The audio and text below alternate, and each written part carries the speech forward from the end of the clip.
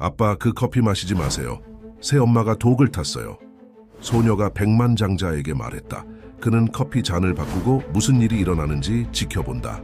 커튼 사이로 햇살이 스며들어 강민호의 얼굴을 부드럽게 비추며 그의 눈을 떴다. 사랑하는 아내 윤서연이 떠난 지 5년이 지났지만 그 아픔은 여전히 남아있었다.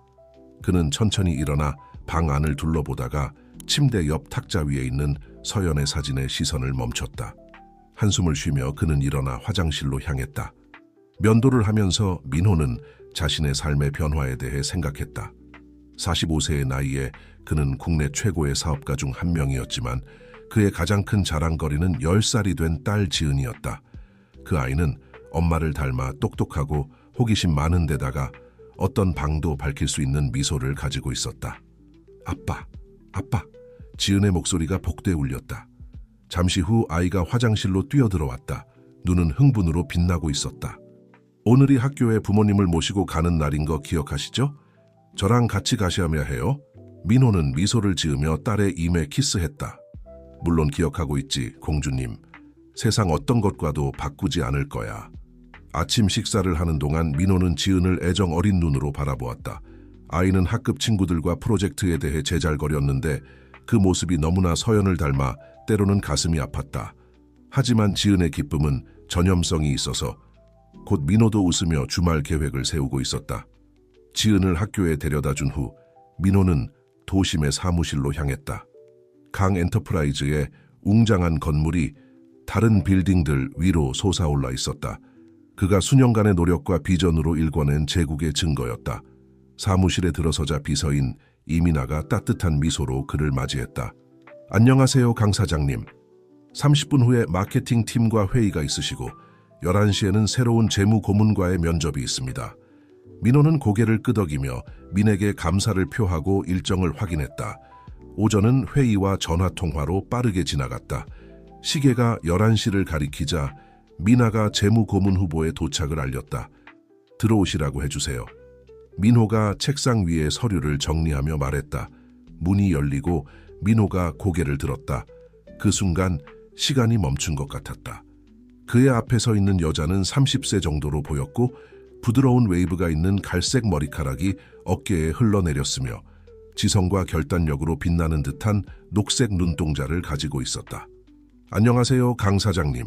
그녀가 부드럽지만 자신감 있는 목소리로 말했다. 저는 박소연입니다. 만나 뵙게 되어 영광입니다. 민호는 일어서서 그녀와 악수를 하기 위해 손을 내밀었다. 그녀의 손을 잡는 순간 그는 몸을 따라 전류가 흐르는 것을 느꼈다. 수년간 경험하지 못했던 감각이었다. 제가 더 영광입니다, 박씨. 앉으세요. 면접은 공식적으로 시작되었고 소연은 금융과 비즈니스 전략에 대한 인상적인 지식을 보여주었다.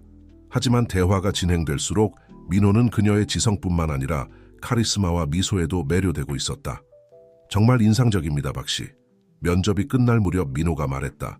당신의 이력서는 훌륭하고 회사의 미래에 대한 비전도 신선합니다. 소연이 미소 지었고 그녀의 뺨이 살짝 붉어졌다. 감사합니다, 강 사장님. 저는 강 엔터프라이즈의 발전 과정을 수년간 지켜봤습니다. 사장님께서 사업적 성공과 진정한 사회적 책임을 어떻게 조화롭게 이루어내셨는지 늘 감탄해왔습니다. 민호는 그녀의 말에 가슴이 따뜻해지는 것을 느꼈다. 오랜만에 그는 비즈니스 미팅을 연장하고 싶은 욕구를 느꼈다. 점심 식사를 하며 대화를 이어가는 것은 어떻습니까? 이 근처에 훌륭한 이탈리안 레스토랑이 있습니다. 소연의 눈이 밝아졌다. 영광이겠습니다, 강 사장님. 함께 사무실을 나서는 동안 민호는 자신의 삶에 무언가가 변하고 있다는 것을 느꼈다. 수년간 그를 따라다녔던 고독의 그림자가 소연의 존재 앞에서 조금씩 사라지는 것 같았다. 민호가 알지 못했던 것은 이 만남이 그의 마음 신뢰 그리고 사랑과 충성에 대한 모든 믿음을 시험하게 될 일련의 사건들의 시작이라는 것이었다. 그가 조심스럽게 재건한 삶이 근본부터 흔들리게 될 것이며 그는 그림자 속에 숨어 기회를 엿보고 있는 비밀들과 위험들을 상상조차 할 수 없었다. 소연과의 면접 이후 며칠은 민회계 소용돌이와 같았다. 그녀를 재무 고문으로 고용하기로 한 결정은 임원진 사이에서 만장일치였다. 그들은 소연의 뛰어난 발표와 혁신적인 아이디어에 깊은 인상을 받았다. 하지만 민호에게 회사 내 소연의 존재는 단순한 팀 구성원 추가 이상의 의미를 가졌다. 매일 아침 사무실에 도착할 때마다 민호는 기대감으로 가슴이 설렜다. 소연과의 회의는 빠르게 그의 하루 중 가장 기대되는 순간이 되었다. 그녀의 지성과 비즈니스에 대한 통찰력은 그를 끊임없이 감탄하게 만들었지만 진정으로 그를 사로잡은 것은 그녀의 전염성 있는 웃음과 따뜻함이었다. 어느 날 오후 재무 보고서를 검토하던 중 소연이 서류에서 눈을 들어 호기심 어린 눈으로 민호를 바라보았다. 강 사장님, 실례가 되지 않는다면 여쭈어보고 싶은데요. 어떻게 기업 제국을 운영하면서 동시에 딸을 양육하실 수 있으신가요? 엄청난 도전일 것 같아요. 민호는 그 질문에 놀랐지만 쓸쓸한 미소를 지었다. 쉽지 않아요, 솔직히 말하면. 아내를 잃은 이후로 지은이가 내 전부가 되었죠. 그 아이의 인생에서 중요한 순간마다 함께하려고 노력하지만 때로는 일 때문에 어려울 때도 있어요. 소연은 이해한다는 듯이 고개를 끄덕였다. 정말 특별한 아이일 것 같아요. 사장님께서 그 아이에 대해 말씀하시는 방식을 보면 알 수 있어요. 그래요. 민호가 대답했다. 그의 눈은 아버지로서의 자부심으로 빛났다. 그러고 보니 한 가지 제안이 있어요. 이번 주말에 우리와 함께 가보는 건 어떠세요? 지은이와 나는 보통 도시 외곽의 작은 호수에 가곤 하는데 피크닉을 할 수 있을 것 같아요. 소연의 뺨이 살짝 붉어졌다. 정말 좋아요, 강 사장님. 지은이를 만나 뵙게 되어 영광이겠어요. 주말이 빠르게 다가왔다. 민호는 피크닉 바구니를 준비하면서 수년 만에 처음으로 긴장감을 느꼈다. 소연의 아파트에 그녀를 데리러 갔을 때 지은은 호기심과 경계심이 섞인 눈으로 그녀를 관찰했다. 호수에 도착하자 지은은 즉시 물가로 달려가 웃으며 물장구를 쳤다. 민호와 소연은 울창한 참나무 아래에 피크닉 담요를 펴고 아이가 노는 모습을 지켜보았다. 정말 예쁜 아이예요. 소연이 지은을 바라보며 미소 지었다. 사장님 눈을 닮았어요.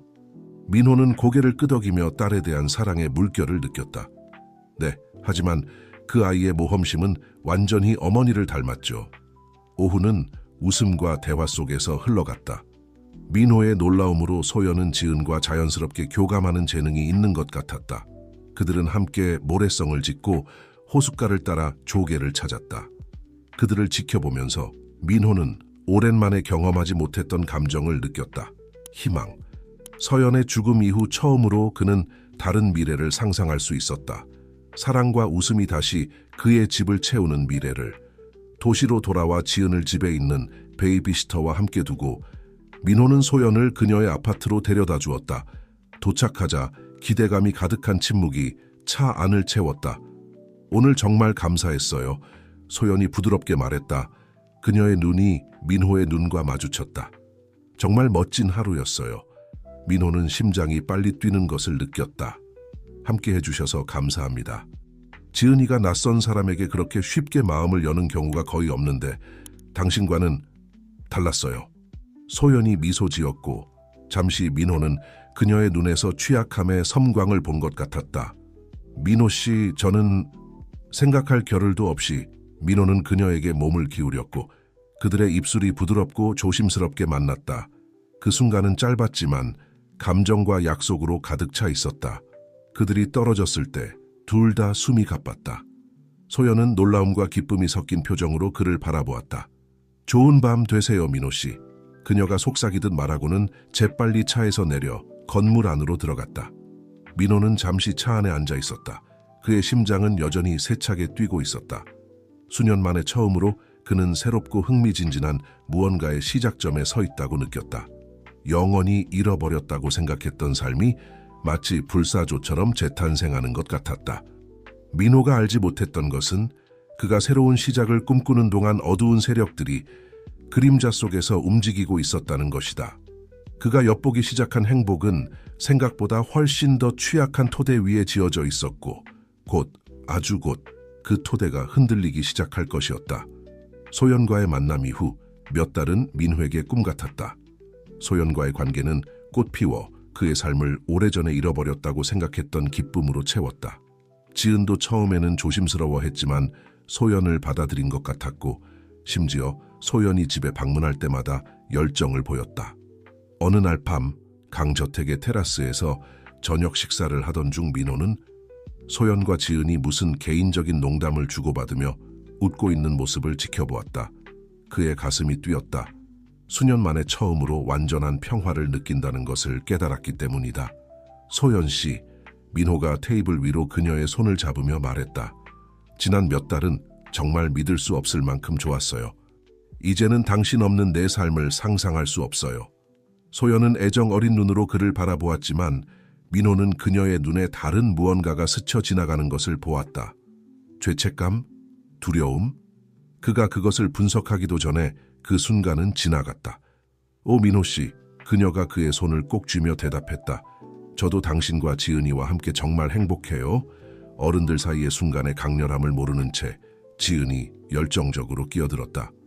아빠, 이번 주말에 놀이공원에 갈 수 있어요. 소연 이모가 한 번도 가본 적이 없대요. 민호는 미소를 지으며 딸의 순진한 방해에 감사했다. 물론이지 공주님, 축하할 좋은 이유가 될 거야. 축하요? 소연이 눈썹을 치켜올리며 물었다. 민호는 고개를 끄덕였고 그의 얼굴이 밝아졌다. 네, 디저트 시간까지 기다리려고 했는데 회사가 역사상 가장 큰 거래를 막 성사시켰어요. 그리고 그 공로의 상당 부분은 소연 씨 덕분이에요. 당신의 재무 전략은 정말 뛰어났어요. 소연은 잠시 창백해졌지만 빠르게 평정을 되찾고 억지 미소를 지었다. 그거 정말 대단해요, 민호 씨. 축하드려요. 주말이 되어 작은 가족은 놀이공원으로 향했다. 하루는 웃음, 솜사탕 그리고 흥미진진한 놀이기구들 사이에서 흘러갔다. 하지만 민호는 소연이 산만해 보이는 것을 무시할 수 없었다. 그녀는 자주 걱정스러운 표정으로 휴대폰을 확인했다. 지은이 게임을 즐기는 동안 민호는 소연과 대화할 기회를 잡았다. 괜찮아요? 오늘 좀 멍해 보이는데요. 소연은 억지 미소를 지었다. 네, 괜찮아요. 그저 일 때문이에요. 아시잖아요. 민호는 고개를 끄덕였지만 완전히 납득하지는 못했다. 그는 더 이상 추궁하지 않기로 했다. 밤이 찾아오고 공원은 수천 개의 색색깔 불빛으로 밝아졌다. 출구를 향해 걸어가던 중 지은이 갑자기 멈춰 서서 민호의 소매를 잡아당겼다. 아빠 저기 봐요. 아이가 속삭였다. 입구 근처에 있는 한 무리의 사람들을 가리키며. 저기 김삼촌 아니에요. 민호는 딸의 시선을 따라갔고 실제로 그의 가장 친한 친구이자 사업 파트너인 김준호가 진지해 보이는 남자들과 열띠게 대화를 나누고 있는 것을 보았다. 놀라운 것은 준호가 그중 한 명과 격렬하게 다투는 것처럼 보인다는 것이었다. 이상하네. 민호가 중얼거렸다. 준호가 이번 주말에 도시를 떠난다고 했는데 소연은 그 장면을 지켜보다가 갑자기 민호의 손을 잡았다. 우리 그만 가는 게 어떨까요? 늦었고 지은이도 피곤할 거예요. 민호는 멍하니 고개를 끄덕였지만 그의 마음은 여전히 방금 목격한 장면에 머물러 있었다. 그들이 멀어지면서 그는 뭔가 맞지 않는다는 느낌을 떨쳐낼 수 없었다. 집에 돌아와 지은을 재우고 난 후 민호는 소연을 그녀의 아파트로 데려다 주었다. 도착했을 때 기대감이 가득한 침묵이 차 안을 채웠다. 오늘 감사했어요. 소연이 부드럽게 말했다. 그녀의 눈이 민호의 눈과 마주쳤다. 정말 멋진 하루였어요. 민호는 심장이 빨리 뛰는 것을 느꼈다. 함께 해주셔서 감사합니다. 지은이가 낯선 사람에게 그렇게 쉽게 마음을 여는 경우가 거의 없는데 당신과는 달랐어요. 소연이 미소 지었고 잠시 민호는 그녀의 눈에서 취약함의 섬광을 본 것 같았다. 민호 씨, 저는 생각할 겨를도 없이. 민호는 그녀에게 몸을 기울였고 그들의 입술이 부드럽고 조심스럽게 만났다. 그 순간은 짧았지만 감정과 약속으로 가득 차 있었다. 그들이 떨어졌을 때 둘 다 숨이 가빴다. 소연은 놀라움과 기쁨이 섞인 표정으로 그를 바라보았다. 좋은 밤 되세요, 민호 씨.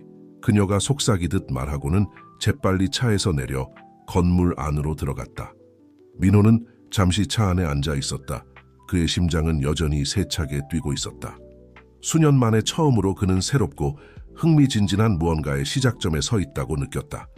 영원히 잃어버렸다고 생각했던 삶이 마치 불사조처럼 재탄생하는 것 같았다. 민호가 알지 못했던 것은 그가 새로운 시작을 꿈꾸는 동안 어두운 세력들이 그림자 속에서 움직이고 있었다는 것이다. 그가 엿보기 시작한 행복은 생각보다 훨씬 더 취약한 토대 위에 지어져 있었고 아주 곧 그 토대가 흔들리기 시작할 것이었다. 놀이공원 방문 이후 며칠 동안 민호는 준호가 그 수상한 남자들과 다투는 모습을 머릿속에서 지울 수 없었다. 비록 자신에게 그것은 아무것도 아닐 거라고 설득하려 했지만 불안한 감정이 그의 가슴에 자리 잡았다. 어느 날 아침 사무실에서 서류를 검토하던 중 민호는 준호에게 전화를 걸어 함께 점심을 먹자고 제안하기로 결심했다. 그의 의심을 해소할 필요가 있었다. 민호 오랜 친구 준호가 전화를 받으며 외쳤다.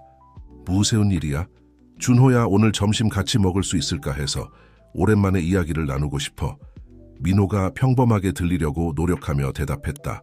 전화선 너머로 잠깐의 침묵이 흘렀다. 그래, 물론이지. 늘 가던 이탈리안 레스토랑에서? 그들은 1시에 만나기로 약속했다. 민호가 레스토랑에 도착했을 때 준호는 이미 안쪽 테이블에 앉아 있었고 앞에는 레드와인 한 잔이 놓여 있었다. 민호야, 만나서 반가워. 준호가 일어나 친구를 포옹하며 인사했다. 어떻게 지내? 큰 거래 성사시켰다고 들었어. 민호는 미소 지으며 준호 맞은편에 앉았다. 그래, 일은 잘 돼가고 있어. 소연 씨가 회사에 큰 도움이 되고 있어. 아, 그 유명한 소연 씨. 준호가 말했다. 그의 눈까지 닿지 않는 미소를 지으며. 내 관심을 그렇게 사로잡을 정도면 정말 특별한 사람이겠구나. 민호는 고개를 끄덕이며 친구의 목소리에서 이상한 톤을 느꼈다. 그는 바로 본론으로 들어가기로 결심했다. 준호야, 지난 주말에 우리가 놀이공원에 갔었는데 거기서 널 봤어. 준호의 얼굴이 잠시 굳었다가 억지 미소로 풀어졌다. 아, 그래. 출장을 마지막 순간에 취소해야 했어. 조카들을 데리고 놀이공원에 가기로 했지. 언급했어야 했는데. 민호는 천천히 친구의 얼굴을 살폈다. 거짓말의 흔적을 찾으려는 듯이. 넌 몇몇 남자들과 이야기하고 있었어. 꽤 격렬해 보였지. 준호는 너무 크게 들리는 웃음을 터뜨렸다.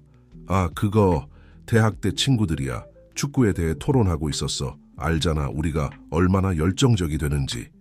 준호의 설명이 그럴듯해 보였지만 민호는 뭔가 맞지 않는다는 느낌을 떨쳐낼 수 없었다. 점심은 어색한 대화와 불편한 침묵으로 이어졌다.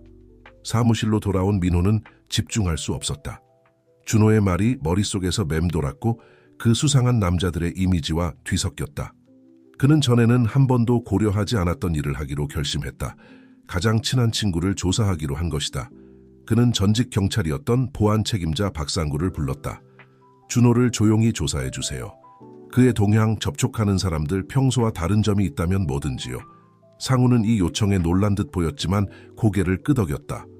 알겠습니다, 강 사장님. 즉시 착수하겠습니다. 날이 지나면서 민호는 점점 더 산만해졌다. 소연은 그의 태도 변화를 눈치채고 그를 격려하려 했지만 그는 거리를 두었다. 의심으로 가득 찬 채. 일주일 후 상우가 폴더를 들고 그의 사무실에 나타났다. 강 사장님, 제가 발견한 것을 보셔야 할 것 같습니다. 민호는 떨리는 손으로 폴더를 받았다. 안에는 준호가 놀이공원에서 만났던 것과 같은 남자들을 도시 곳곳에서 만나는 사진들이 있었다. 하지만 그의 피를 얼어붙게 한 것은 준호와 소연이 함께 찍힌 사진이었다.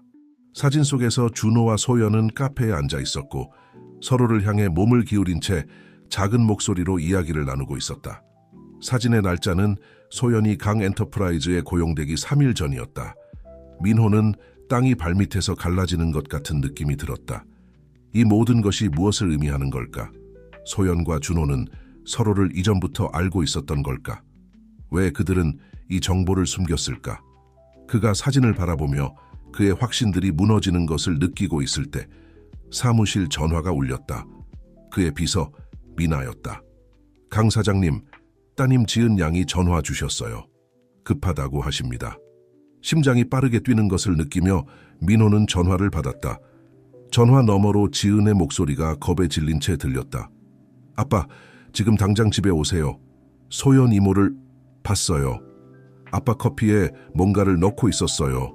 독약 같았어요. 아빠, 제발 빨리 오세요. 민호의 세계가 멈춘 것 같았다. 퍼즐 조각들이 무서운 방식으로 맞춰지기 시작했다.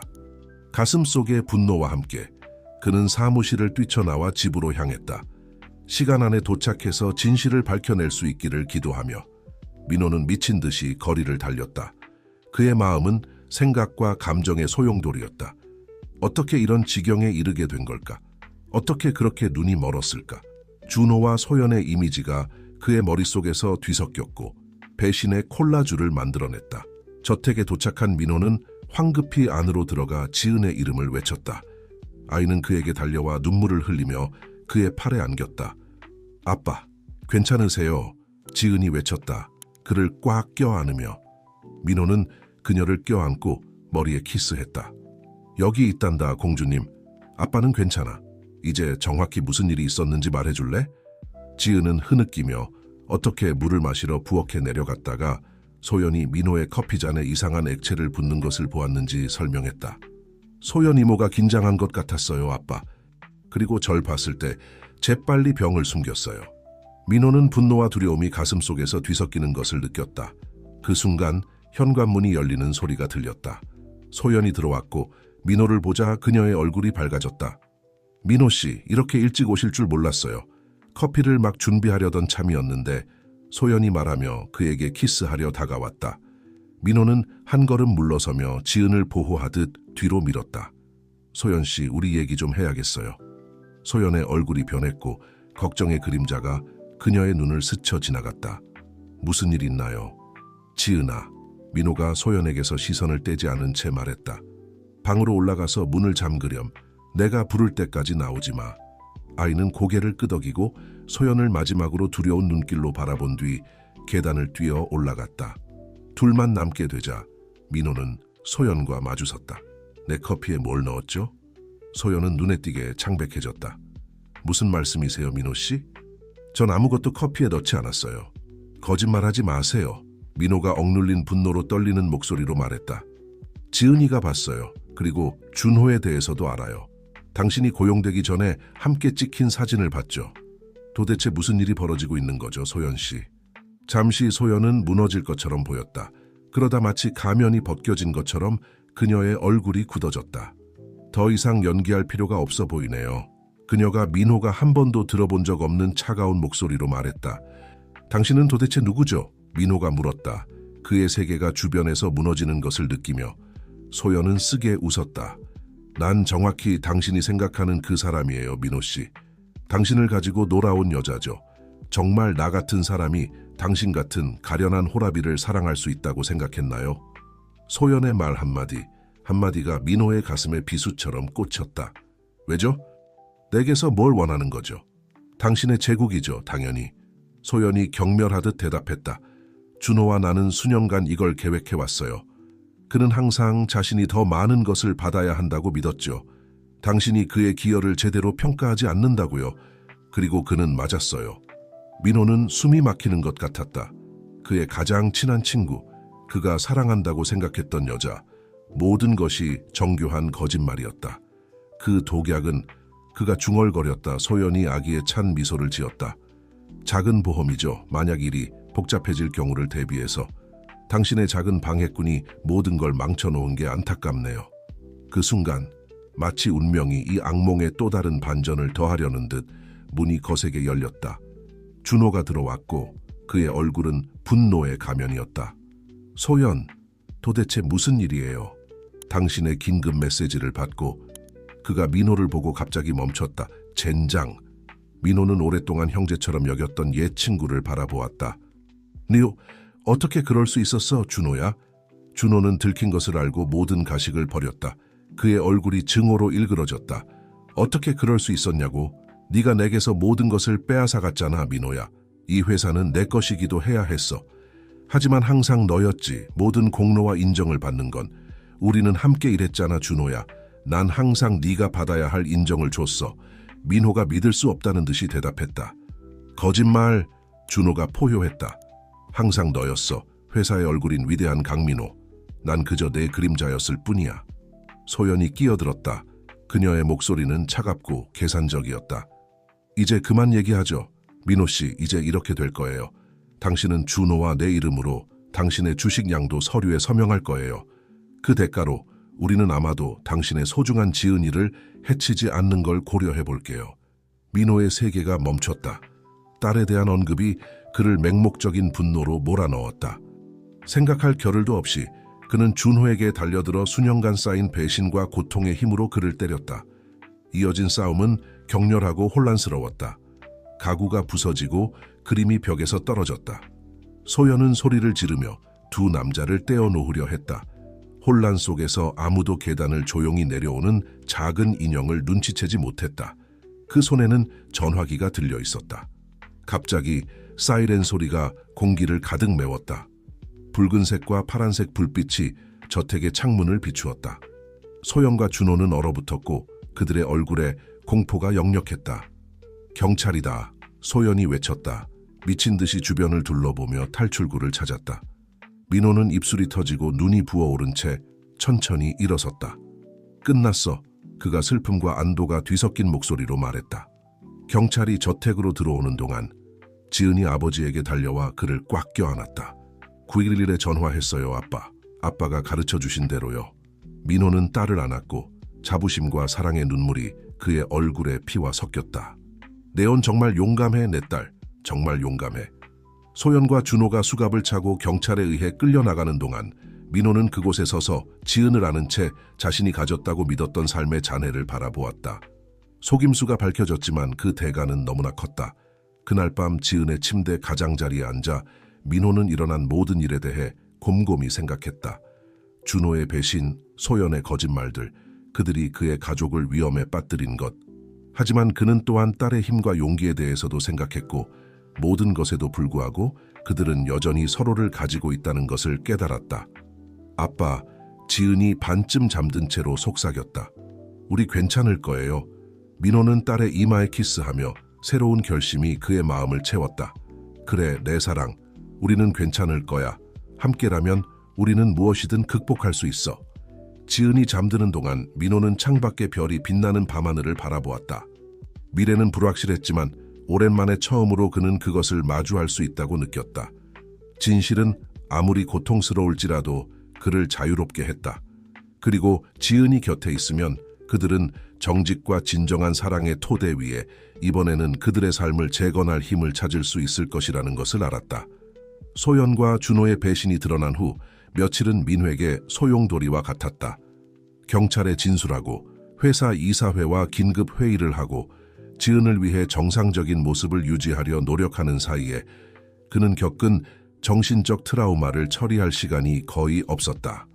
어느 날 아침 지은과 함께 아침을 먹고 있을 때 아이가 걱정스러운 눈으로 그를 바라보았다. 아빠, 우리 이제 소연 이모를 다시 못 보는 거예요? 민호는 목에 뭔가 걸린 듯한 느낌이 들었다. 모든 일에도 불구하고 지은은 소연에게 정이 들어 있었고 이 상황을 아이의 나이에 설명하는 것은 쉽지 않았다. 그래, 얘야. 소연 씨는 나쁜 일을 했고 이제 그 결과를 받아들여야 해. 지은은 천천히 고개를 끄덕이며 정보를 받아들였다. 그럼 준호 삼촌은요? 그분도 나쁜 일을 한 거예요? 민호는 깊이 한숨을 쉬었다. 그래, 공주님, 준호 삼촌도 아주 나쁜 일을 했어. 하지만 중요한 건 이제 우리가 안전하고 함께 있다는 거야. 아이는 잠시 침묵을 지키다가 시리얼을 가지고 놀았다. 그러다 민호를 놀라게 하는 지혜로 말했다. 아빠, 엄마가 하늘에서 우리를 지켜보고 계신다고 생각해요. 엄마는 우리에게 나쁜 일이 일어나도록 두지 않으셨을 거예요. 지은의 말이 민호를 파도처럼 강타했다. 잠시 그는 숨을 쉴 수 없었고 서연과 그들이 함께 나눴던 모든 것을 기억했다. 내 말이 맞아, 내 사랑. 엄마는 항상 우리를 지켜보고 계셔. 그날 밤 지은을 재운 후 민호는 서재로 향했다. 한때 그의 안식처였던 이 방이 이제는 낯설고 차갑게 느껴졌다. 그는 가죽 의자에 앉아 벽에 걸린 사진들을 바라보았다. 더 행복했던 시절의 이미지들, 서연과의 결혼식, 지은의 탄생, 가족 휴가, 그리고 거기 한 구석에 준호와 함께 찍은 첫 사무실 개업 사진이 있었다. 좌절감에 한숨을 쉬며 민호는 일어나 책상 서랍을 뒤지기 시작했다. 무언가 생산적인 일을 해야 했다. 그때 그는 그것을 발견했다. 노란 봉투가 마지막 서랍 깊숙이 숨겨져 있었다. 떨리는 손으로 그는 봉투를 열었다. 안에는 서연의 틀림없는 필체로 쓰인 편지가 있었다. 오른쪽 상단의 날짜는 그녀의 죽음 불과 몇 주 전이었다. 민호는 심장이 빨리 뛰는 것을 느끼며 읽기 시작했다. 사랑하는 민호에게, 만약 당신이 이 편지를 읽고 있다면 내 의심이 사실이었고 내게 무슨 일인가 일어난 것이겠죠. 당신이 알아야 할 것들이 있어요. 준호에 대해 내가 발견한 것들. 민호는 의자에 무너지듯 앉았다. 죽은 아내의 말에 빠져들었다. 읽어 내려가면서 끔찍한 진실이 드러났다. 서연은 준호의 불법 활동, 그의 과도한 야심, 그리고 회사를 장악하려는 계획을 발견했던 것이다. 그녀는 민호에게 경고하려 했지만 운명이 그녀를 막았다. 조심해요, 내 사랑. 준호는 당신이 생각하는 그런 사람이 아니에요. 증거를 모았어요. 호수에 우리 별장 금고에서 찾을 수 있을 거예요. 우리 지은이를 지켜주세요. 그리고 항상 내가 당신을 사랑한다는 걸 기억해 주세요. 영원히 당신의 것인 서연. 편지를 다 읽었을 때 민호의 얼굴에는 눈물이 흐르고 있었다. 이 모든 시간 동안 서연은 그를 보호하려 했던 것이다. 심지어 죽음 이후에도. 죄책감과 후회가 그를 덮쳤다. 어떻게 그렇게 눈이 멀 수 있었을까? 새로운 결심을 가지고 민호는 일어섰다. 이제는 한탄할 때가 아니라 행동할 때였다. 그는 전화기를 들어 번호를 눌렀다. 상우 씨, 팀을 준비해 주세요. 내일 새벽에 호수 별장으로 갑니다. 그리고 우리 변호사에게 연락해 주세요.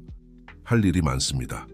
다음 날 아침 지은을 할머니에게 맡긴 후 민호와 그의 보안팀은 별장으로 향했다.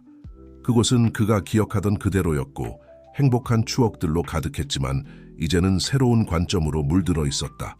금고에서 서연이 약속한 대로 그들은 서류가 가득 든 폴더를 발견했다. 재무기록, 인쇄된 이메일, 사진들. 모든 것이 준호가 수년간 조직한 정교한 부패와 사기 네트워크를 가리키고 있었다. 이건 믿을 수 없군요. 상우가 서류들을 검토하며 중얼거렸다. 이것으로 준호는 오랫동안 감옥에 갇힐 뿐만 아니라 회사 내의 모든 공모자들도 밝혀낼 수 있을 겁니다. 민호는 고개를 끄덕였고 그의 마음은 빠르게 움직이고 있었다. 모든 것을 준비해 주세요. 우리는 이제 회사를 완전히 정화할 겁니다. 이후 며칠은 활동의 소용돌이였다. 변호사들, 당국, 이사회와의 회의, 진실이 밝혀졌고 준호가 훔치려 했던 제국은 그 기반부터 흔들리기 시작했다. 모든 혼란 속에서 민호는 어느 오후 지은과 함께 정원에 앉아 평화로운 순간을 찾았다. 아이는 주변에서 일어나는 폭풍에 무관심한 듯 좋아하는 인형을 가지고 놀고 있었다. 아빠, 갑자기 지은이 말했다. 그녀의 큰 갈색 눈으로 그를 바라보며. 슬퍼요. 민호는 부드럽게 미소 지으며 딸을 안았다. 조금 그래, 얘야. 하지만 네가 있어서, 그리고 우리가 옳은 일을 하고 있어서 행복하기도 해. 지은이 그를 꽉 껴안았다. 저도 아빠가 있어요, 아빠. 그리고 하늘에 계신 엄마도요. 우리는 좋은 팀이죠, 그렇죠? 민호는 다시 한번 눈물이 나오려는 것을 느꼈지만 이번에는 감동과 감사의 눈물이었다. 세상에서 가장 좋은 팀이지, 내 사랑. 해가 지평선 너머로 지는 동안 민호는 지난 일들에 대해 생각했다. 배신, 고통, 숨겨진 진실. 하지만 또한 그가 자신 안에서 발견한 힘과 딸의 무조건적인 사랑에 대해서도. 앞으로의 길은 어려울 것이지만 오랜만에 처음으로 그는 진정으로 희망을 느꼈다. 민호가 알지 못했던 것은 운명이 그에게 아직 더 많은 놀라움을 준비하고 있다는 것이었다. 그의 강인함을 다시 한번 시험하고 그의 인생의 진로를 영원히 바꿀 놀라움들. 이후 몇 주는 민회계 활동의 소용돌이였다. 회사는 완전한 구조조정 과정 중에 있었고 철저한 감사가 진행되었으며 매일 준호의 부패가 얼마나 광범위했는지에 대한 새로운 폭로가 있었다. 혼란 속에서도 민호는 그 어느 때보다 강해졌다고 느꼈다. 진실과 지은의 사랑이 그를 지탱해주고 있었다. 어느 오후 사무실에서 서류를 검토하던 중 민호의 비서인 미나가 걱정스러운 표정으로 들어왔다. 강 사장님, 당신을 꼭 만나야 한다는 분이 계세요. 아주 중요한 일이라며 사모님에 관한 정보가 있다고 하십니다. 민호는 심장이 멈추는 것 같았다.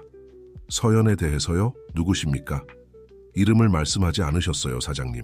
그저 사모님의 오랜 친구라고만 하셨습니다. 호기심과 약간의 불안감을 느끼며 민호는 고개를 끄덕였다. 알겠어요. 들어오시라고 해주세요.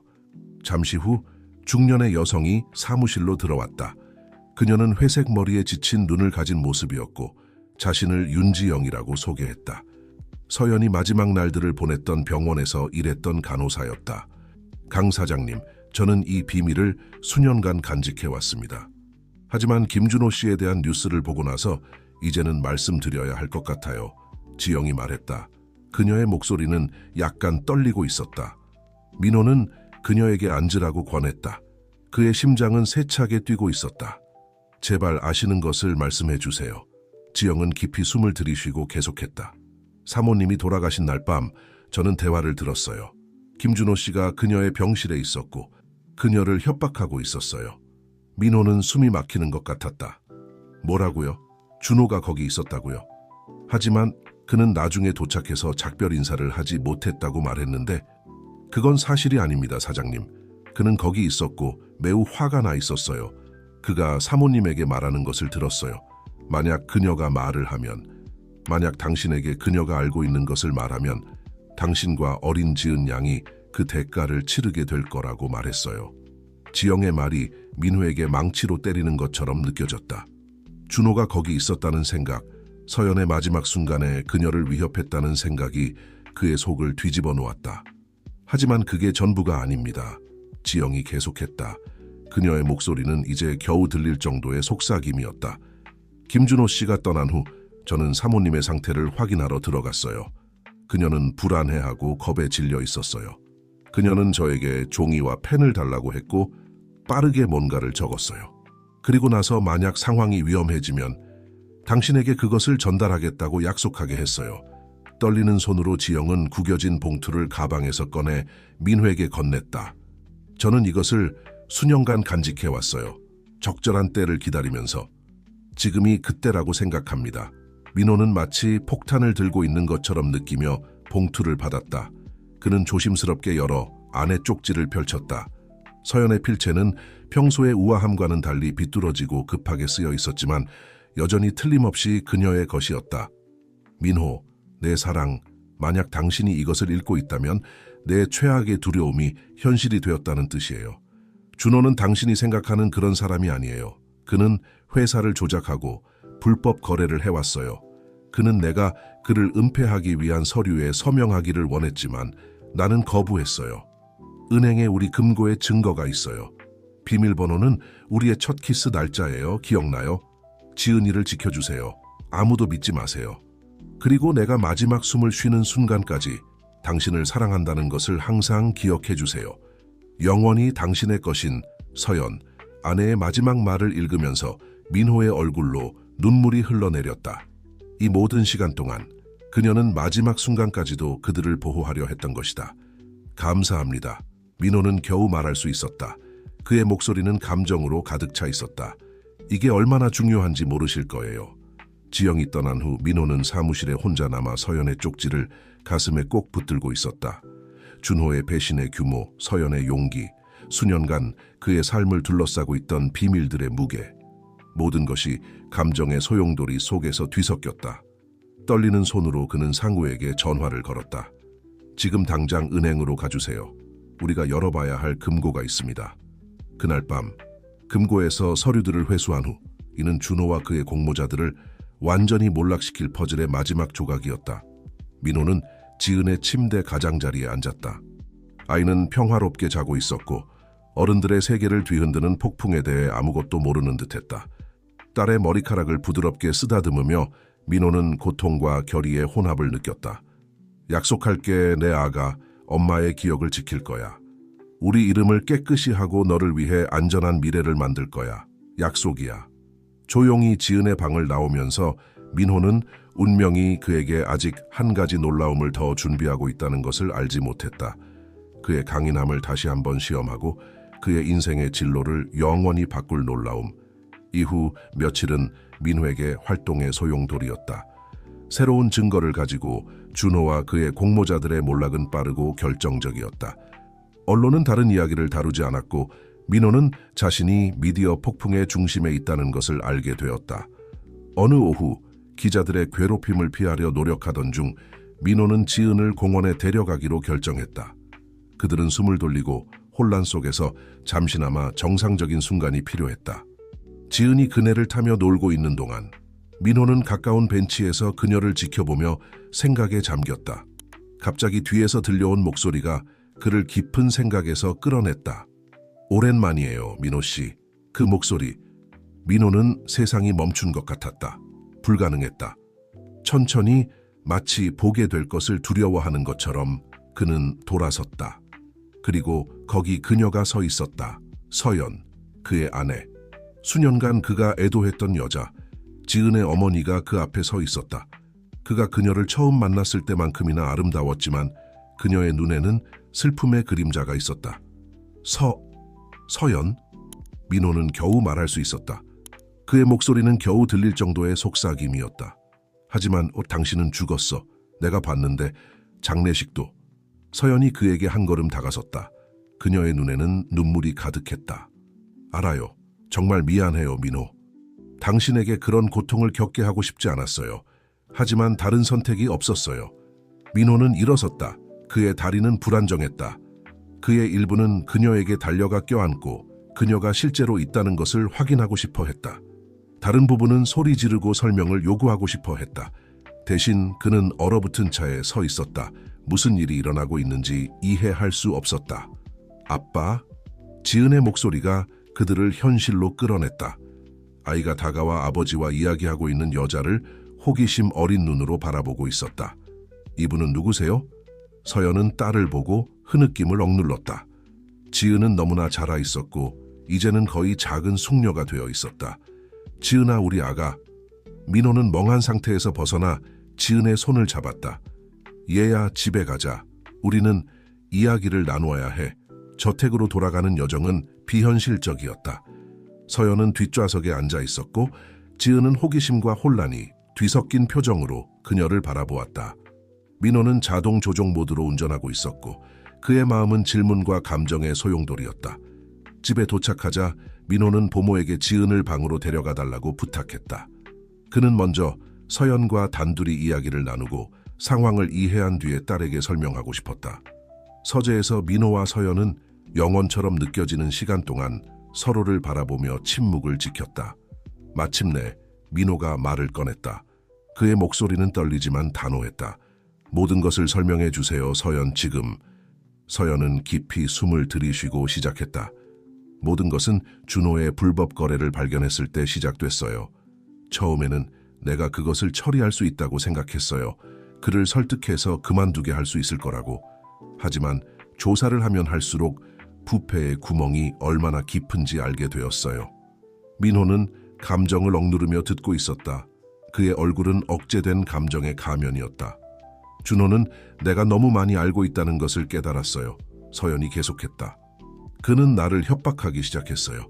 만약 내가 말을 하면 당신과 지은이가 그 대가를 치르게 될 거라고 말했죠. 당신에게 경고하려고 했어요, 민호. 하지만 준호는 항상 한 발 앞서 있었어요. 그럼 당신의 죽음을 위장한 것은? 그건 어떻게 설명할 수 있죠? 민호가 물었다. 그의 목소리에는 고통이 가득했다. 서연은 눈을 감았다. 마치 그 기억이 너무 고통스러운 것처럼. 그것은 내 마지막 수단이었어요. 준호가 누군가를 고용해서 나를 제거하려고 한다는 걸 우연히 알게 됐어요.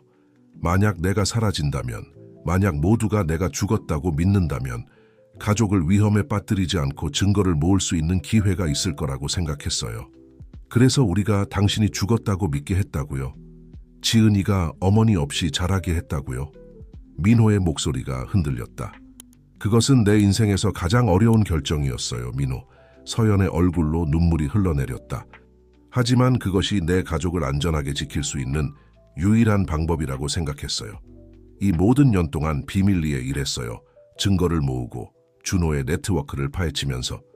그의 체포 소식을 들었을 때 마침내 돌아올 수 있다는 걸 알았어요. 민호는 일어나 창가로 걸어갔다. 그의 마음은 감정의 소용돌이였다. 안도, 분노, 혼란, 사랑. 왜 나를 믿지 않았어요, 서연? 우리는 함께 이것을 헤쳐나갈 수 있었을 텐데. 서연이 그에게 다가왔다. 그의 어깨에 손을 얹기 전에 망설였다. 이제 알아요. 그리고 정말 미안해요, 민호. 두려움이 나를 눈멀게 했어요. 당신과 지은이를 안전하게 지키는 것만 생각할 수 있었어요. 민호는 그녀를 바라보기 위해 돌아섰다. 고통과 혼란에도 불구하고 그는 그녀를 이렇게 가까이 두고 있으니 심장이 빨리 뛰는 것을 느꼈다. 수년간 당신을 애도했어요, 서연. 지은이를 위해 계속 살아가려고 노력했죠. 알아요, 서연이 속삭였다. 멀리서 당신들을 지켜봤어요.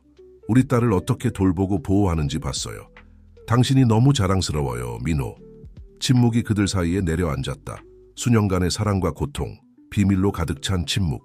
마침내 민호가 말했다. 이제 어떻게 해야 하죠, 서연? 이것을 지은이에게 어떻게 설명해야 할까요? 서연이 대답하기 전에 서재 문이 갑자기 열렸다. 지은이 거기 서 있었고 그녀의 큰 눈에는 눈물이 가득했다. 엄마? 아이가 속삭였다. 그녀의 목소리는 겨우 들릴 정도였다. 서연은 흐느낌을 억눌렀다. 그래, 내 사랑, 엄마야. 지은이 그녀에게 달려가 안겼다. 서연은 그녀를 꽉 안았다. 수년간의 그리움과 사랑이 그 포옹에 담겨 있었다. 민호는 그들을 지켜보았다. 그의 가슴은 가족이 다시 모인 것을 보는 기쁨과 잃어버린 세월의 고통 사이에서 갈라졌다. 왜 가셨어요, 엄마? 지은이 흐느끼며 물었다. 너무 보고 싶었어요. 서연은 딸의 머리카락을 쓰다듬었다. 눈물이 그녀의 뺨을 타고 흘러내렸다. 정말 미안해, 내 아가. 엄마가 당신과 아빠를 지키기 위해 가야 했어. 하지만 이제 여기 있어. 그리고 다시는 떠나지 않을 거야. 민호는 그들의 포옹에 합류했다. 그의 팔로 가족을 감쌌다. 잠시 동안 외부 세계는 존재하지 않는 것 같았다. 그들은 그저 셋이었고 오랜 시간 끝에 다시 만난 것이다.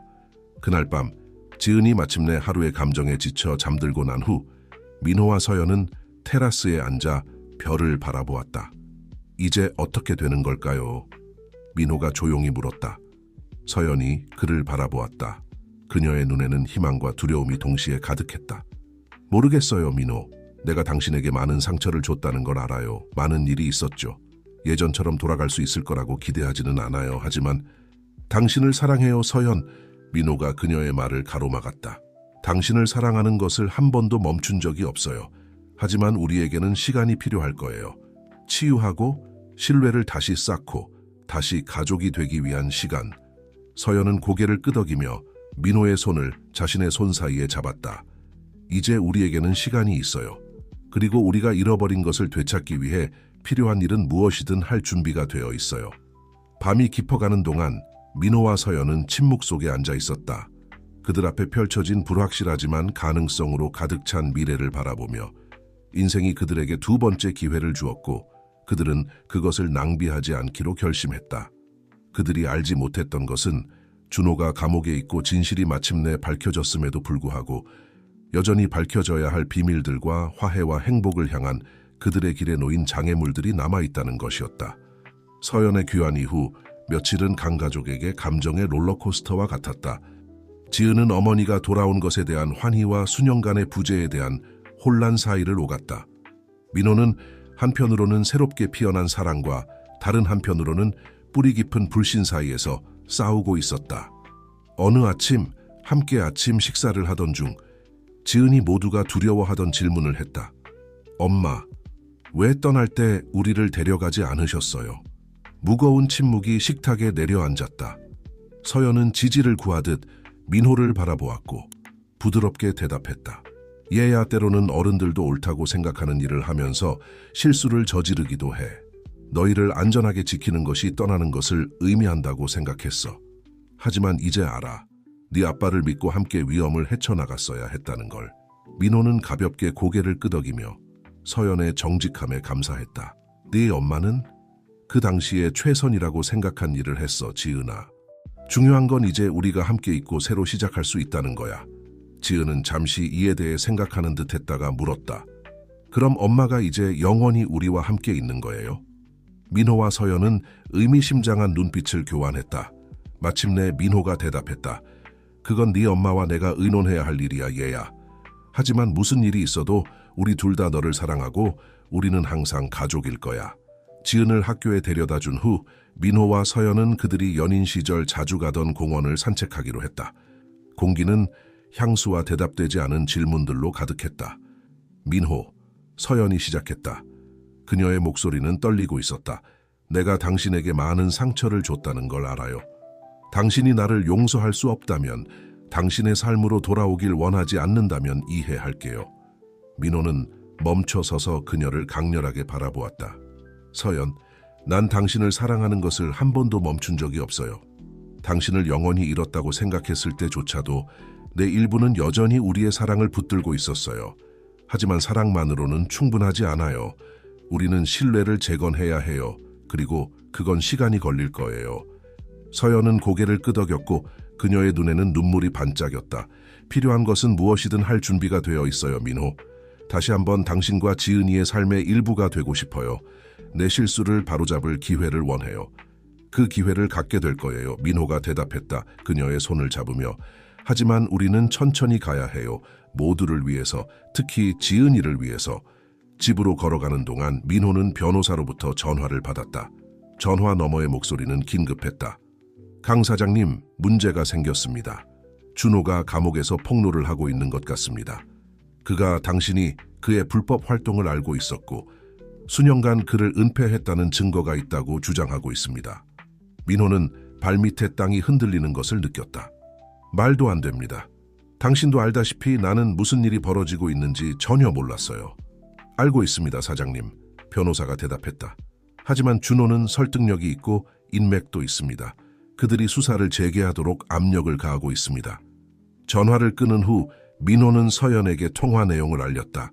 그녀의 얼굴이 창백해졌다. 민호, 이건 내 잘못이에요. 내가 더 일찍 말했더라면, 숨지 않았더라면. 아니요, 서연. 민호가 그녀를 가로막았다. 이건 준호의 짓이에요. 그는 항상 조종의 달인이었죠. 하지만 이번에는 우리가 함께 있고 함께 이 일을 헤쳐나갈 거예요. 그날 밤 지은을 재운 후 민호와 서연은 서재에 앉아 준호에 대한 모든 문서와 증거를 검토했다. 서연은 잠적 기간 동안 수집한 귀중한 정보를 제공했다. 이것 좀 보세요. 서연이 한 문서를 가리키며 말했다. 여기 준호가 돈을 세탁하는 데 사용한 여괴 계좌로의 송금 기록이 있어요.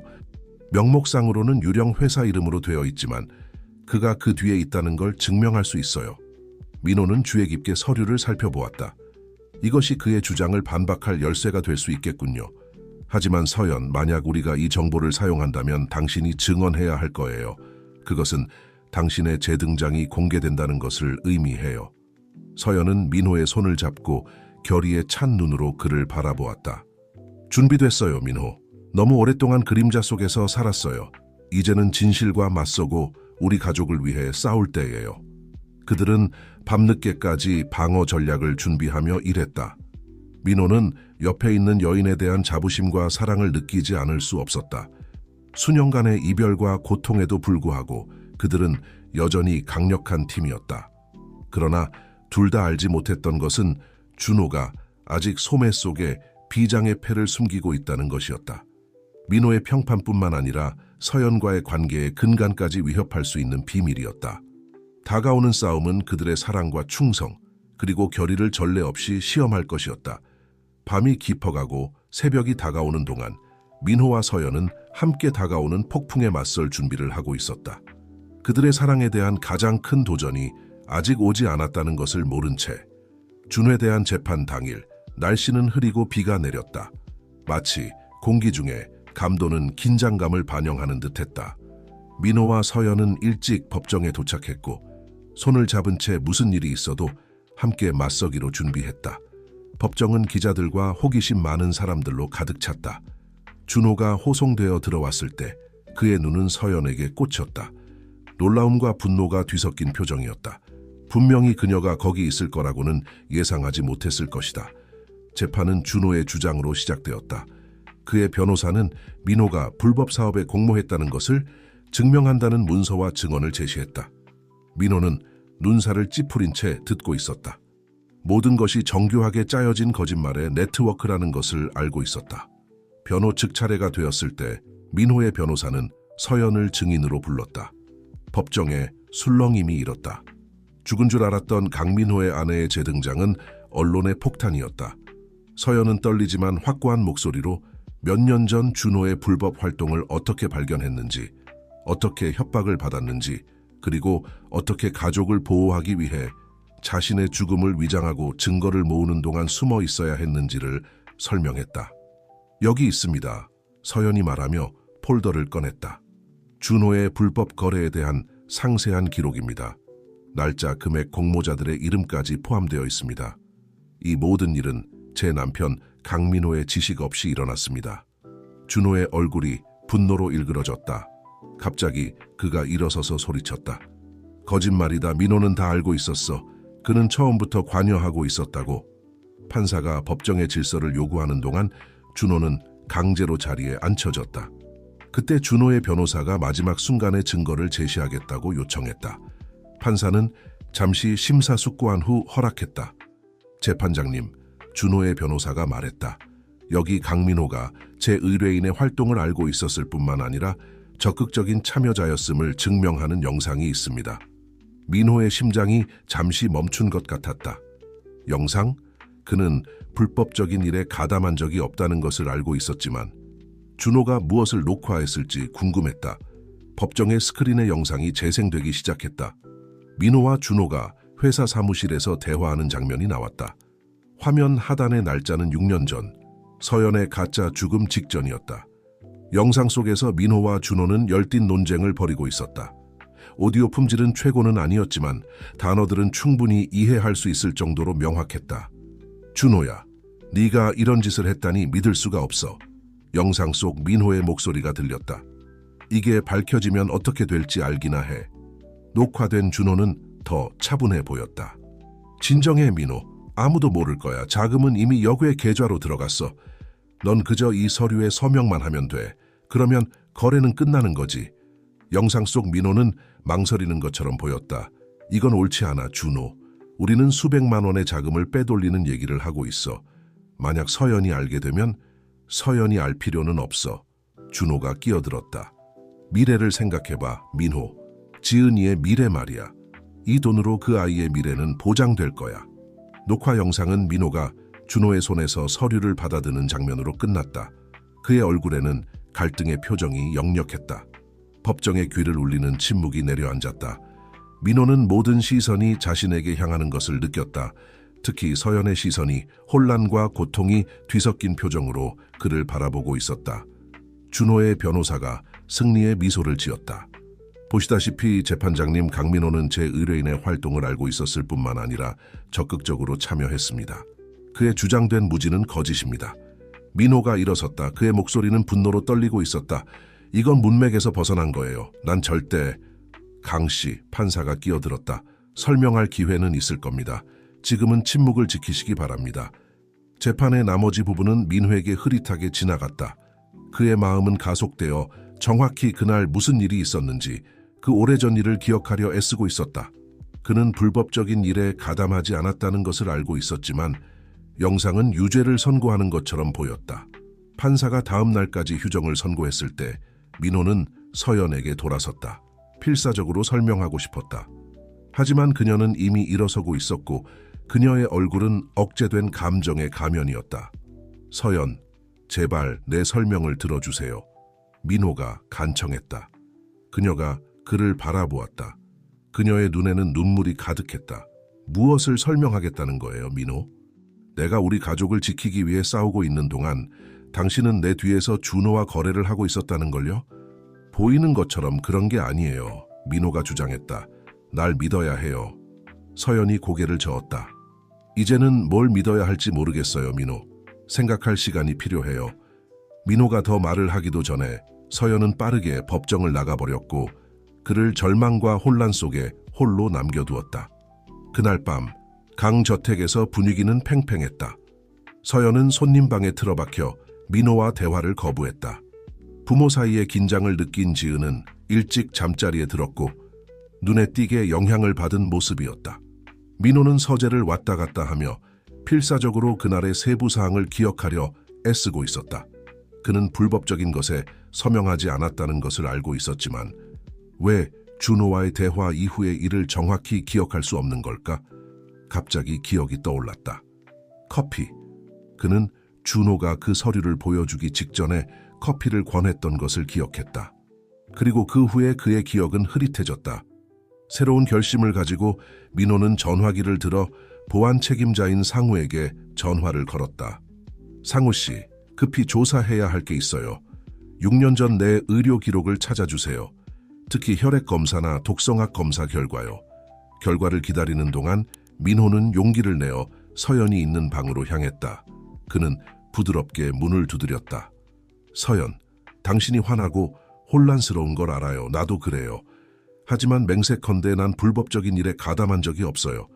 제발 그걸 증명할 기회를 주세요. 긴 침묵 후에 문이 열렸다. 서연이 거기 서 있었고 그녀의 눈은 울어서 빨갛게 부어 있었다. 말씀하세요. 그녀가 간단히 말했다. 민호는 커피에 대한 자신의 이론과 준호가 그를 조종하기 위해 약물을 탔을 수 있다고 생각하는 이유를 설명했다. 미친 소리처럼 들리는 걸 알아요. 민호가 인정했다. 하지만 이것이 왜 내가 그 대화 이후의 일을 명확히 기억할 수 없는지 설명할 수 있어요. 상우에게 그 시기에 내 의료 기록을 조사해달라고 부탁했어요. 서연이 그를 바라보았고 그녀의 눈에 희망의 불꽃이 반짝였다. 당신을 믿고 싶어요, 민호. 정말로 그래요. 하지만 우리가 겪은 모든 일 이후에 알아요, 민호가 말했다. 부드럽게 그녀의 손을 잡으며.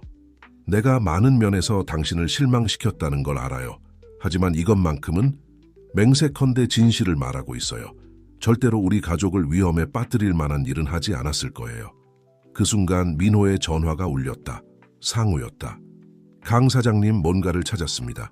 영상 날짜 다음 날 실시된 혈액 검사입니다.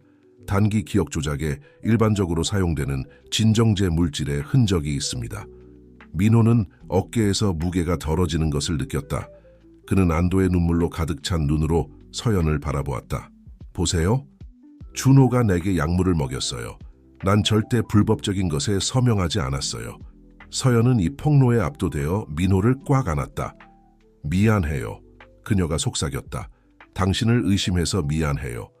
아니요, 내가 미안해요. 민호가 대답했다. 그녀의 머리카락을 쓰다듬으며. 더 강해지지 못해서, 준호의 조종을 더 일찍 간파하지 못해서 미안해요. 그들이 포옹하는 동안 둘 다 이 발견이 시작에 불과하다는 것을 알고 있었다. 그들은 여전히 재판에 맞서야 했고 민호의 이름을 깨끗이 해야 했으며 함께 그들의 삶을 재건해야 했다. 하지만 오랜만에 처음으로 그들은 진정으로 하나가 되었다고 느꼈고 운명이 그들에게 던질 어떤 도전이라도 함께 맞설 준비가 되어 있었다. 그들이 알지 못했던 것은 준호가 여전히 감옥에서도 마지막 비장의 카드를 가지고 있다는 것이었다. 민호의 평판뿐만 아니라 강 가족의 행복 자체를 위협할 수 있는 비밀이었다. 다음날 아침 강저택에는 새로운 결의가 깃들어 있었다. 민호와 서연은 새롭게 발견된 진실로 하나가 되어 재판의 두 번째 날을 맞이할 준비를 했다. 지은은 분위기의 변화를 느끼고 학교에 가기 전 두 부모를 모두 안아주었고 그녀의 눈은 희망으로 빛났다.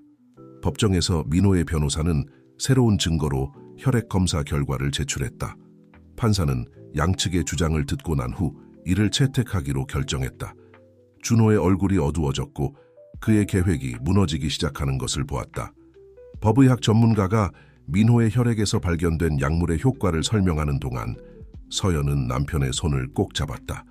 그녀가 그를 의심했던 것에 대한 조용한 사과와 지지의 표시였다. 그러나 상황이 민호에게 유리하게 기울어지는 것처럼 보일 때 준호의 변호사가 발언권을 요청했다. 재판장님, 제 의뢰인이 진술을 하고 싶어 합니다. 판사는 놀랐지만 허락했다. 준호가 일어섰고 그의 시선은 민호와 서연에게 고정되어 있었다. 난 이 모든 설명들을 들었습니다. 이 모든 변명들을 준호가 시작했다. 그의 목소리에는 쓴맛이 가득했다. 하지만 모두가 간과하고 있는 것이 있습니다. 민호와 서연이 수년간 숨겨온 무언가가 말이죠. 민호는 피가 얼어붙는 것을 느꼈다. 준호가 무슨 말을 하려는 걸까? 진실은 준호가 계속했다. 지은이가 민호의 딸이 아니라는 겁니다. 법정에 집단적인 숨막힘이 흘렀다. 민호가 벌떡 일어났다. 그건 거짓말이야. 법정 내 정숙. 판사가 소리치며 망치를 내리쳤다. 준호는 동요하지 않고 계속했다. 제가 증거를 가지고 있습니다. 서연의 가짜 죽음 직전에 그녀가 외도를 했다는 것을요. 지은은 그 불륜의 결과입니다. 서연은 유령처럼 창백해져서 민호의 팔을 붙잡았다. 아니, 그건 사실이 아니에요. 그녀가 속삭였지만 그녀의 목소리는 떨리고 있었다. 준호의 변호사가 봉투를 들고 판사석으로 다가갔다. 재판장님, 여기 수년 전 비밀리에 실시된 DNA 검사 결과가 있습니다. 이는 강민호가 지은의 생물학적 아버지가 아님을 증명합니다. 민호는 세상이 그의 주위에서 무너지는 것을 느꼈다. 그는 서연을 바라보았다. 이 모든 것이 준호의 또 다른 거짓말이라는 징후를 찾으려는 듯이. 하지만 그가 본 것은 죄책감과 공포였다. 서연, 민호가 속삭였다. 그의 목소리는 갈라져 있었다. 이게 사실이 아니라고 말해줘. 서연이 대답하기도 전에 판사가 개입했다. 이 새로운 정보를 고려하여 이는 이 재판의 범위를 넘어서는 것 같습니다. 내일까지 휴정을 선고합니다. 양측은 이 새로운 증거를 검토하고 내일 회기에서 이를 다룰 준비를 하기 바랍니다. 법정을 나오는 동안 질문을 쏟아내는 기자들의 무리에 둘러싸인 채 민호는 마치 악몽 속에 있는 것 같았다. 지은 그의 작은 지은이가 그의 딸이 아니라고? 서연이 그를 속였다고? 그의 결혼 생활 전체가 거짓말이었던 걸까? 저택으로 돌아와 민호는 서재에 틀어박혔다. 서연을 바라볼 수가 없었다. 지은은 친구 집에 있었고 벌어진 혼란에 대해 아무것도 모르고 있었다. 몇 시간 후 문을 부드럽게 두드리는 소리가 그를 멍한 상태에서 끌어냈다. 서연이 들어왔고 그녀의 눈은 울어서 빨갛고 부어 있었다. 민호, 그녀가 시작했다. 그녀의 목소리는 겨우 들릴 정도의 속삭임이었다. 내 말을 들어주세요. 제발. 민호는 고개를 끄덕였다. 감정적으로 너무 지쳐서 논쟁할 수조차 없었다. 서연이 그 앞에 앉았고 그녀의 손은 떨리고 있었다. 준호가 한 말은 부분적으로 사실이에요. 하지만 그가 보이게 한 방식대로는 아니에요. 민호는 그녀를 바라보았다. 그의 눈에는 고통과 혼란이 뒤섞여 있었다. 내 죽음을 가장하기 직전에 서연이 계속했다. 난 임신했다는 걸 알았어요. 하지만 다른 것도 알게 됐죠. 준호가 수년간 비밀로 해온 무언가를요.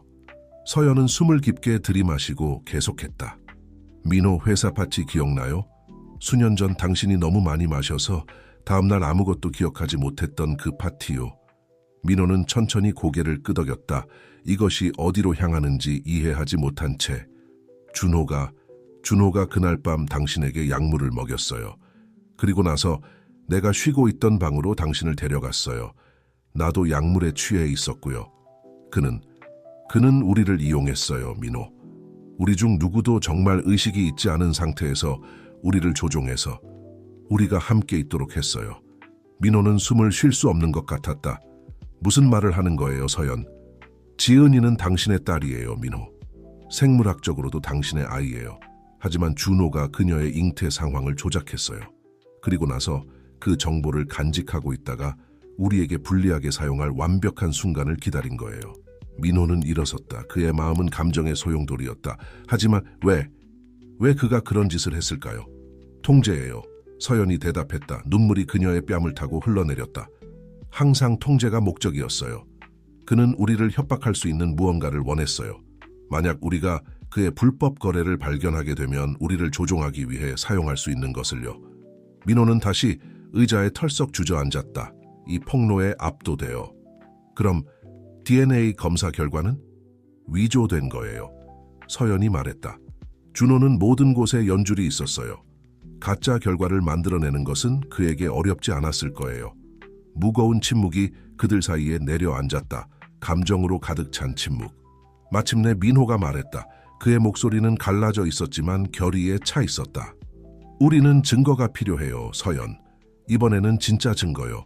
재판 때문만이 아니라 지은이를 위해서, 우리를 위해서요. 서연은 고개를 끄덕였고 그녀의 눈에 희망의 불꽃이 반짝였다. 우리는 그걸 찾아낼 거예요, 민호. 함께요. 이번에는 준호가 빠져나갈 틈이 없을 거예요. 강저택 위로 밤이 내리는 동안 민호와 서연은 계획을 세우기 시작했다. 그들은 앞으로 닥칠 싸움이 그들이 겪었던 것 중 가장 힘든 싸움이 될 것이라는 것을 알고 있었지만 이번에는 함께 진실과 딸에 대한 사랑으로 하나가 되어 싸울 것이라는 것도 알고 있었다. 그들이 알지 못했던 것은 지은이 친구 집에서 조용히 돌아와 복돼서 대화의 대부분을 들었다는 것이었다. 눈물을 머금은 차에 단호한 결심을 한 소녀는 결정을 내렸다. 그녀도 가족을 위해 싸울 것이다. 어떤 대가를 치르더라도. 재판 마지막 날 긴장감이 공기 중에 감돌았다. 민호와 서연은 밤새 열심히 계획을 세운 후 새로운 결의를 품고 법정에 도착했다. 놀랍게도 지은은 함께 가겠다고 고집을 부렸고 자신이 일어나고 있는 일을 이해할 만큼 나이가 들었다고 말했다. 법정 밖에서 기다리는 동안 지은이 부모의 손을 잡고 그들을 바라보았다. 그녀의 성숙함에 놀란 표정으로 저 안에서 무슨 일이 일어나든 소녀가 단호한 목소리로 말했다. 전 두 분을 사랑한다는 걸 알아주세요. 우리는 가족이고 그 어떤 것도 그걸 바꿀 순 없어요.